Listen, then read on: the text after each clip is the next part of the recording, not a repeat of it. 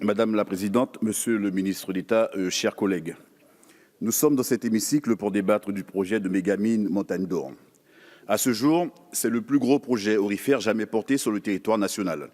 Loin de ne concerner que la Guyane, il pose la question de l'acceptabilité sociale, environnementale et économique des grands projets miniers à l'heure où l'accord de Paris subit des attaques de toutes parts, tandis que le président de la République s'est engagé à faire de la France un leader de la lutte contre le réchauffement climatique.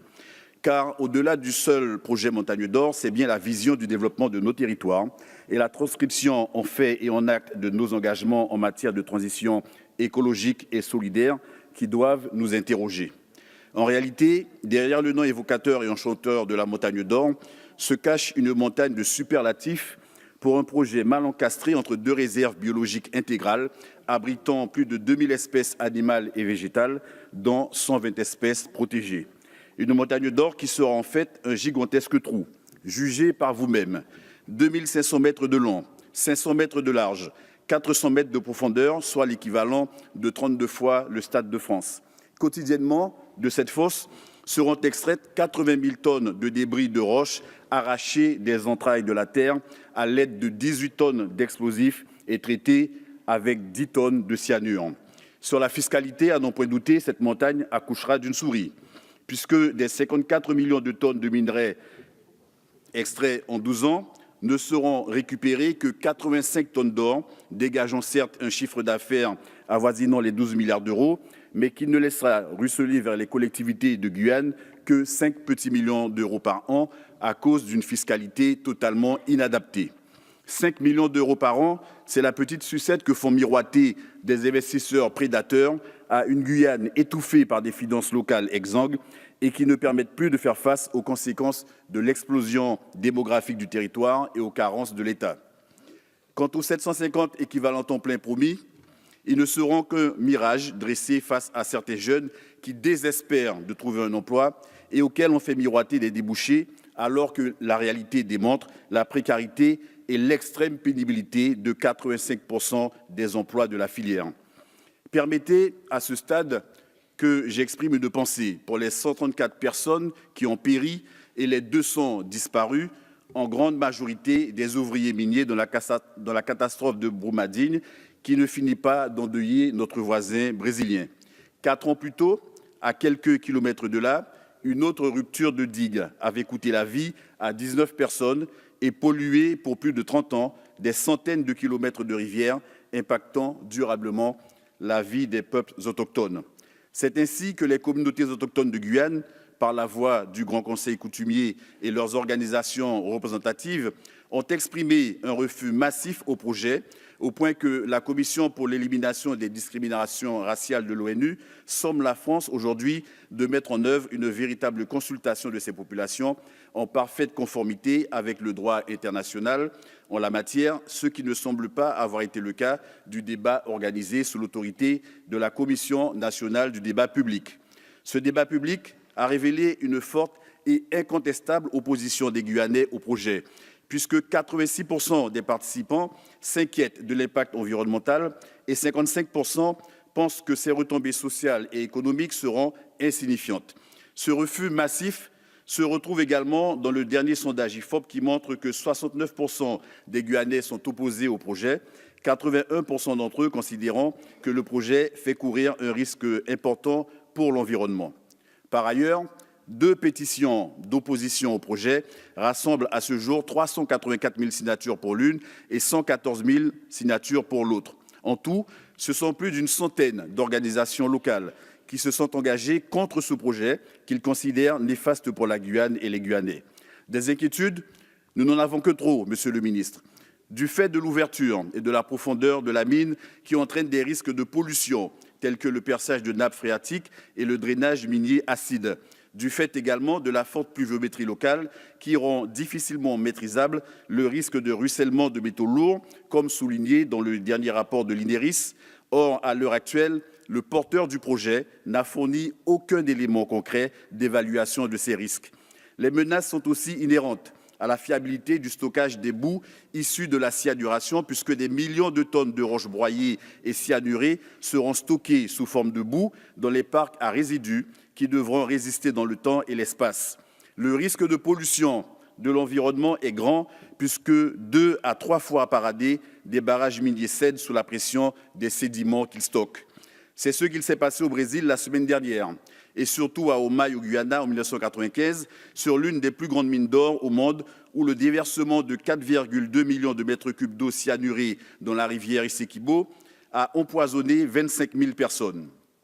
L'opérateur de cette mine, le Canadien Combior, est le même qui portait le projet de première mine industrielle en Guyane, mise à l'arrêt en 2007 par Nicolas Sarkozy, après une très forte mobilisation de la population et contre l'avis des élus locaux, en raison, je cite, des insuffisances montrées par le projet au sujet de l'impact sur la faune et la flore, ainsi que sur les conditions dans lesquelles les eaux contaminées par le cyanure seront rejetées dans la nature. Et nous arrivons donc au cyanure, ce poison extrêmement dangereux à toutes les étapes de son utilisation et que le porteur du projet s'entête à utiliser car toujours à la recherche de profits maxima alors qu'il existe des alternatives, certes moins rentables, mais surtout moins dangereuses. Ce cyanure est à l'origine de la pire catastrophe écologique en Europe depuis Tchernobyl, le 30 janvier 2000 en Roumanie, où 100 000 mètres de cubes d'eau cyanurée et chargée en métaux lourds ont pollué fleuves et rivières sur des centaines de kilomètres. Ce cyanure, c'est aussi celui qui, avec l'arsenic, empoisonne la vie des riverains de la mine de Salsigne, dans l'Aude, site le plus pollué de France. Un poison qui présente de tels dangers qu'en 2017, le Parlement européen, à une écrasante majorité de 566 voix pour et 8 contre, a voté l'interdiction de son utilisation dans les mines. Cette interdiction est désormais effective dans plusieurs pays européens, mais également dans certains États américains. En outre, Monsieur le ministre d'État, Madame Ségolène Royal, votre prédécesseur, s'était prononcée en 2016 en faveur d'un moratoire contre le cyanure. Son vœu ne s'est malheureusement jamais réalisé, certainement à cause des lobbies tant décriés ces dernières semaines par Nicolas Hulot. C'est pourquoi, en responsabilité, j'ai accepté avec 83 collègues siégeant sur tous les bancs de l'Assemblée, dont 24 des 27 élus ultramarins, une proposition de résolution qui appelle la France à être à la hauteur de ce sujet en interdisant le cyanure de les mines. Je tiens ici à leur présenter mes très sincères remerciements. Il s'agit aussi de ne pas reproduire les erreurs dévastatrices liées au chlordécone aux Antilles et au mercure en Guyane, contre lequel j'invite le gouvernement à livrer une guerre sans merci, car les opérations Harpie ont vraiment montré leurs limites. C'est pourquoi, Monsieur le ministre, au nom d'une écrasante majorité de Guyanais, au nom des centaines de milliers de signataires des différentes pétitions, au nom des 83 députés signataires de la proposition de résolution, mais également au nom de tous ceux qui m'ont témoigné de leur soutien en dépit des pressions subies, je vous demande solennellement de renoncer au projet minier de la Montagne d'Or. Renoncez, Monsieur le ministre, à cette folie meurtrière qui va déverser en pleine forêt amazonienne chaque année, je dis bien chaque année, 3 300 tonnes de cyanure, 3 000 tonnes de chaux, 100 tonnes de nitrate de plomb, 1 800 tonnes de bêta-bisulfite de sodium, 60 tonnes de sulfate de cuivre, 84 tonnes de soude et 24 tonnes d'acide sulfurique. Et tout cela à des années-lumière de la trajectoire Outre-mer 5.0 déclinée par le ministère des Outre-mer qui se fixe comme ambition